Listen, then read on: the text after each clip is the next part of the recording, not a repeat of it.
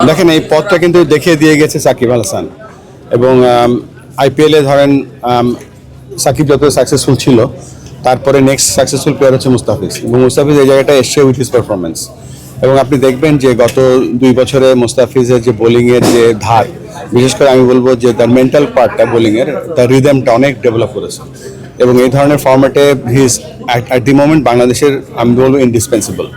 সে যোগ্য প্লেয়ার হিসেবে এই জায়গায় তার যোগ্যতা দেখিয়েছে এবং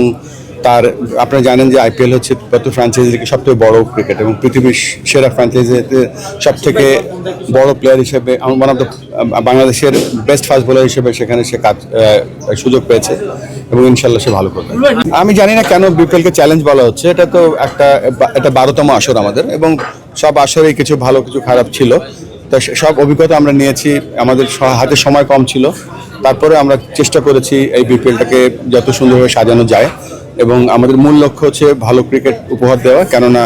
এই বিপিএল এর সাথে আমাদের এই আইসিসি টি20 ওয়ার্ল্ড কাপের একটা প্রস্তুতিও বলা যায়। সো এই বিপিএলটাকে আমরা শুধুমাত্র একটা বিপিএল ইভেন্ট না, একটা হাই পারফর্মিং এনভায়রনমেন্ট হিসেবেও দেখছি। অনেক কাজ আমাদের গভর্নিং কাউন্সিলে যারা আছে তারা অনেক কাজ করছে। আমার ক্রিকেট বোর্ডের প্রত্যেকটা কর্মকর্তা কর্মচারীরা আমাদের হেল্প করছে, বাংলাদেশের বিভিন্ন স্টেক হোল্ডার্স আমাদেরকে হেল্প করছে, তো খুব দ্রুত গতিতে কাজ এগিয়ে চলছে।